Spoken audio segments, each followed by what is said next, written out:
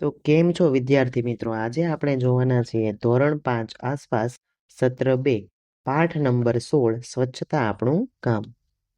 શું તમે તમારી આસપાસ આવા દ્રશ્યો જોયા છે? તમે ક્યારેય સફાઈ કરનાર લોકો વિશે વિચાર કર્યો છે? દરેક જગ્યાની સ્વચ્છતા રાખવામાં આપણી શું જવાબદારી છે? સફાઈ કામદારો સફાઈનું કામ ન કરતા હોય તો શું થાય? વિચારો. ચાલો આપણે શંકરભાઈને મળીએ. તેઓ ગામની સફાઈની કામગીરી કરે છે. તેમની સાથે પ્રશ્નોત્તરી કરીએ. તેઓ શું જવાબ આપે છે તે જાણીએ.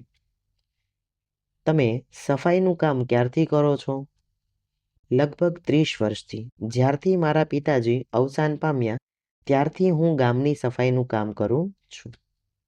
તમે આ કામ શા માટે કરો છો? આ અમારો વ્યવસાય છે અને રોજગારી માટે અમારે કરવું પડે છે. તમારે કેટલા સંતાન છે? મારે 2 દીકરા અને 1 દીકરી છે. શું તેઓ પણ સફાઈ કામ કરે છે? ના, તેઓ સફાઈ કામ કરવા તૈયાર નથી. તો તેઓ શું કરે છે? એક દીકરો ભણીને શિક્ષકની નોકરી કરે છે અને બીજો દીકરો ભણી રહ્યો છે. તમને આ કામ કરવાનું ગમે છે? નથી ગમતું. ગંદકી કોઈને ગમે?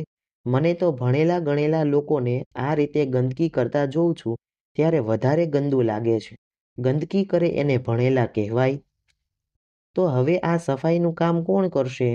હવે આ કામ દરેકે જાતે કરવું પડશે. જો બધા ગંદકી કરવાનું બંધ કરે કે ઓછો કચરો ફેલાવે તો અમારું કામ પણ ઓછું થાય. દરેક વ્યક્તિ સ્વચ્છતા બાબતે ધ્યાન રાખે તે જરૂરી છે. નીચેના પ્રશ્નો લખો અને એમના જવાબ આપો. તમારી શાળા કે ઘરની આસપાસ સફાઈ કામ કરતા લોકો સાથે વાત કરો અને એમને નીચેના પ્રશ્નો પૂછો. તેઓ ક્યારથી આ કામ કરે છે? તેઓ કેટલું ભણ્યા છે? શું તેઓએ કોઈ બીજું કામ શોધવા પ્રયત્ન કર્યો હતો? તેમના સંતાનો શું કરે છે? આ કામ કરવામાં તેમને કેવી મુશ્કેલીઓનો સામનો કરવો પડે છે? નીચે આપેલા ચિત્રોમાં કયા કયા કામ થઈ રહ્યા છે તેમાંથી ગમે તે 5 કામની યાદી બનાવો અને લખો.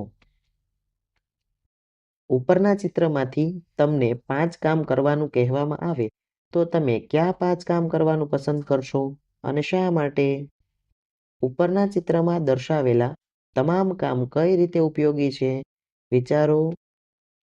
લોકોને કેવા પ્રકારની નોકરી કે કામ કરવું ગમે છે અને કેમ? અનુમાન કરો. જો કોઈ સફાઈ કામ ન કરે તો શું થાય? જો તમારી શાળા અથવા ઘરની બહાર પડેલો કચરો 1 અઠવાડિયા સુધી કોઈ સાફ ન કરે તો શું થાય? કચરો સાફ કરવા માટેના યંત્રો કે કોઈ અન્ય ઉપાય વિશે વિચારો જેથી લોકોને અણગમતા કામ કરવા ન પડે. તમે જે વિચાર્યું હોય તેનું ચિત્ર દોરો. આ ચિત્રો બાળકોએ બનાવ્યા છે. તમે પણ આ પ્રકારના ચિત્રો બનાવો. કોઈએ આ પરિસ્થિતિ બદલવા ક્યારેય વિચાર કે પ્રયત્ન કર્યો છે? હા, ઘણા બધા લોકોએ આ દિશામાં પ્રયાસ કર્યો છે. આજે પણ ઘણા લોકો આ દિશામાં પ્રયત્નો કરી રહ્યા છે. પરંતુ તેને બદલવું એટલું સરળ નથી. મહાત્મા ગાંધી એક એવા માણસ હતા જેમણે સ્વચ્છતા અને સફાઈ બાબતે ખૂબ પ્રયત્નો કર્યા હતા. મહાદેવભાઈ દેસાઈ ગાંધીજીના મિત્ર હતા. મહાદેવભાઈના દીકરા નારાયણભાઈ નાના હતા ત્યારથી ગાંધીજી સાથે રહેતા હતા. તેમના પુસ્તકમાંથી લીધેલી ઘટના વાંચો. તે દિવસો યાદ કરે છે જ્યારે નારાયણ બાબલો 11 વર્ષનો હતો. તે ગાંધીજીના સાબરમતી આશ્રમમાં રહેતો હતો. આશ્રમમાં રહેતી દરેક વ્યક્તિને જુદા જુદા પ્રકારના કામ કરવા પડતા. તેમાંનું એક કામ હતું મહેમાનોએ શૌચાલય કેવી રીતે સાફ કરવું તે શીખવવું. તે દિવસમાં શૌચાલય અત્યારના જેવા ન હતા. તે સમયે બેઠક નીચે બાસ્કેટ ડબ્બા જેવું મૂકવામાં આવતું. સંડાસ ગયા પછી તે બાસ્કેટ જાતે ઉપાડીને ખાળકૂવા પાસે ખાલી કરવું પડતું. સામાન્ય રીતે આ કામ એક જ જાતિના લોકો કરતા. પરંતુ ગાંધીજીના આશ્રમમાં દરેક જણે જાતે બાસ્કેટ ઉચકીને ખાળકૂવા સુધી લઈ ત્યાં જાતે ખાલી કરવું પડતું. તે મહેમાન હોય કે આશ્રમમાં રહેતી વ્યક્તિ દરેકને આ કામ ફરજિયાત જાતે કરવું પડતું. નારાયણભાઈને યાદ છે કે કેટલાક લોકો આ કામ ન કરવું પડે માટે બહાના બનાવતા. કેટલાક તો આ કામના ડરથી આશ્રમ છોડીને જતા રહેતા. એકવાર ગાંધીજી મહારાષ્ટ્રના વર્ધા શહેરની પાસેના એક ગામમાં રહેવા ગયા. ગામ શહેરની પાસે હોવા છતાં ગામમાં સુવિધાઓનો અભાવ હતો. ગાંધીજી, મહાદેવભાઈ અને તેમના સાથીઓ ગામમાં શૌચાલયની સફાઈનું કામ કરવા લાગ્યા. થોડા મહિના વીતી ગયા. એક દિવસ સવારે ગામના શૌચાલયમાંથી એક માણસ હાથમાં લોટો લઈને મહાદેવભાઈ પાસે આવીને કહેવા લાગ્યો, આ શૌચાલયમાં ખૂબ ગંદકી છે, તમે તેને સાફ કરો. જ્યારે બાબલાએ આ જોયું તો તેને ખૂબ ગુસ્સો આવ્યો. તેણે વિચાર્યું કે ગામ લોકો તો એવું સમજે છે કે આ સફાઈનું કામ તો ગાંધીજી અને તેમના સાથીઓનું છે. આ યોગ્ય નથી. તેમણે ગાંધીજીને પૂછ્યું, આવું કેમ? ગાંધીજીએ જવાબ આપ્યો કે અસ્પૃશ્યતા એક ખૂબ ગંભીર બાબત છે, જેને બદલવા ખૂબ મહેનત કરવાની જરૂર છે. નારાયણ સમજી શકતો ન હતો કે આ કામ કરવાથી કેવી રીતે બદલાવ લાવી શકીશું. તેણે પૂછ્યું, જો ગામ લોકો નહીં સુધરે તો શું ફાયદો? તેમના કામ બીજા પાસે કરાવવાની તેમને તો આદત પડી ગઈ છે. જ્યારે ગાંધીજીએ કહ્યું, કેમ? શું તું એ નથી વિચારતો કે લોકો સફાઈ કરે છે ત્યારે તેમને પણ ફાયદો થાય છે? તેઓને બોધપાઠ શીખવા મળે છે. કોઈ કામ શીખવવું એ કલા છે. સફાઈનું કામ પણ એક કલા છે. નાનો નારાયણ માનવા તૈયાર ન હતો. તેણે ફરી દલીલ કરી, જે લોકો જગ્યા ગંદી કરે અને સાફ સફાઈ ન કરે તેઓને બોધપાઠ ભણાવવો જોઈએ. ગાંધીજી અને નારાયણની વચ્ચે ચર્ચા દલીલો ચાલતી રહી. છતાં પણ આગળ જતા નારાયણભાઈએ ગાંધીજીના બતાવેલા રસ્તા પર ચાલવાનું છોડ્યું નહીં. નારાયણભાઈ દેસાઈ, સંત ચરણરજ સેવિતા સહજ પુસ્તકના આધારે. નીચેના પ્રશ્નો વિશે વિચારો. ગાંધીજી અને તેમની ટુકડીએ સફાઈ કામ કરવાનું કેમ ચાલુ કર્યું હશે? તમે આ બાબતે શું વિચારો છો? તમે તમારા વિસ્તારમાં એવા લોકોને જાણો છો જે બીજાની મુશ્કેલીઓનો હલ કરવામાં મદદ કરતા હોય? શોધો અને વર્ગમાં ચર્ચા કરો. શું ગાંધીજીના આશ્રમમાં આવતા દરેક મહેમાનને સફાઈ કામ શીખવવું પડતું? જો તમે આ મહેમાનોમાંથી એક હોત તો તમે શું કર્યું હોત? શું તમારા ઘરમાં શૌચાલયની વ્યવસ્થા છે? શૌચાલય ઘરની અંદર છે કે બહાર? શૌચાલય કોણ સાફ કરે છે? ગામના ગંદા શૌચાલય તરફથી લોકો લોટો લઈને આવતા માણસને મહાદેવભાઈ સાથે કેવો વર્તાવ કર્યો અને કેમ?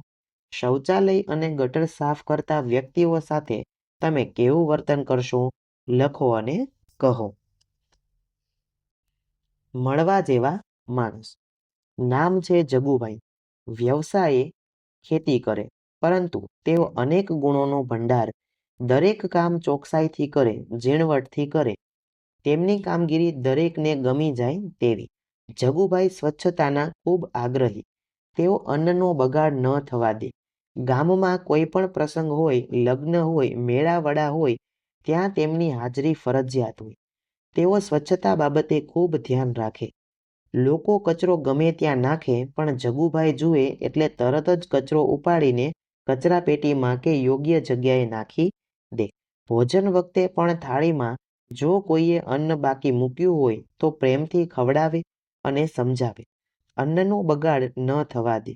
તેમની આ પ્રવૃત્તિ જોઈ બીજા લોકો પણ તેમને આ કામમાં મદદરૂપ થવા લાગ્યા. ધીમે ધીમે લોકોની આદતોમાં સુધારો આવતો ગયો.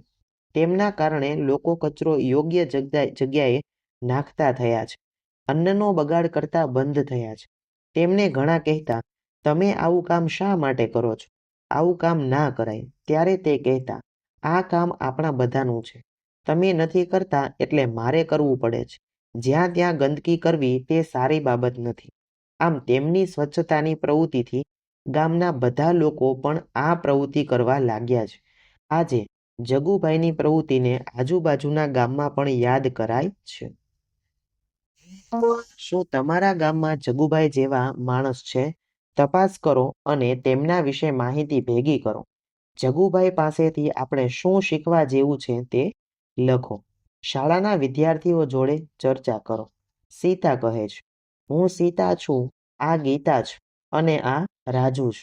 અમે 5મા ધોરણમાં ભણીએ છીએ. પ્રશ્નો. શાળામાં તમે શું કરો છો? ગીતા. અમે શાળામાં ભણવાની સાથે સાથે શાળાકીય પ્રવૃત્તિઓમાં ભાગ લઈએ છીએ. ગીતા. પ્રશ્ન: શાળામાં સૌથી પહેલા કઈ કામગીરી કરવામાં આવે છે? રાજુ: શાળા ખુલે એટલે પહેલા સફાઈની કામગીરી કરવામાં આવે છે. વર્ગની, મેદાનની તથા શૌચાલયની સફાઈ કરવાની હોય છે. પ્રશ્ન: આ સફાઈ કોણ કરે છે? સીતા: દરેક દિવસ માટે વિદ્યાર્થીઓની ટુકડીઓ નક્કી કરી છે. જે ટુકડીનો વારો હોય તેણે સફાઈ કામગીરી કરવાની થાય. અમારા શિક્ષકો પણ સાથે જોડાય છે. પ્રશ્ન: તમારે આ કામગીરી રોજ કરવાની થાય છે? ગીતા: ના, અમારી શાળામાં સફાઈ માટે કામદાર રોકેલ છે, પરંતુ તે અઠવાડિયામાં 2-3 દિવસ આવે છે. એટલે જે દિવસે તે ના આવે તે દિવસે અમે બધા ભેગા મળીને સફાઈ કરીએ છીએ. પ્રશ્ન: શું આ કામ કરવું તમને ગમે છે? રાજુ: સફાઈ કરવાનું કોને ન ગમે? સફાઈ થયા પછી વાતાવરણ સ્વચ્છ થાય છે અને શાળામાં ભણવાનું ગમે છે. અમારે તો તેનો ઉપયોગ કરવાનો છે, એટલે શાળા ગંદી રાખવી યોગ્ય નથી. શાળાને સ્વચ્છ રાખવી એ અમારી ફરજ છે. પ્રશ્ન: આ કામ કરવાથી તમને કોઈ ફાયદો ખરો?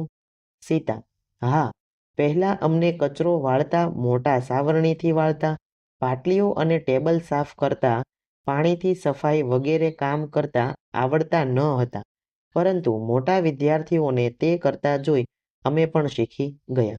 હવે અમે ઘરે પણ મમ્મીને સફાઈ કામમાં મદદ કરીએ છીએ. નીચેના પ્રશ્નો વાંચો અને એમના જવાબ આપો.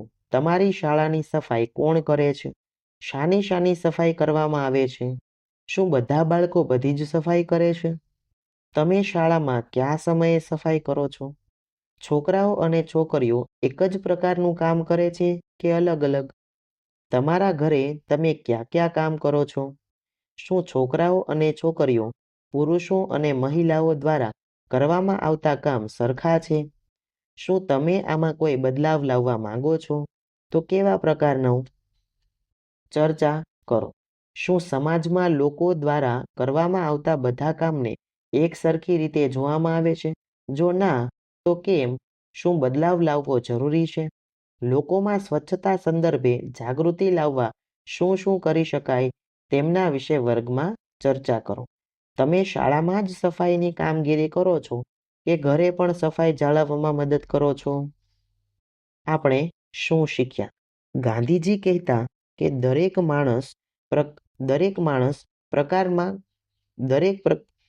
ગાંધીજી કહેતા કે દરેક માણસે દરેક પ્રકારના કામ કરવા જોઈએ. આ બાબતે તમે શું માનો છો? જો દરેક વ્યક્તિ આ પ્રમાણે કરે તો કેવા બદલાવ આવી શકે? શું તમારા ઘરમાં કોઈ બદલાવ આવી શકે છે? ઘરમાં તમારા કપડાં, પુસ્તકો અને રમવાના સાધનો યોગ્ય જગ્યાએ ન રાખો તો શું થાય તેની ચર્ચા કરો.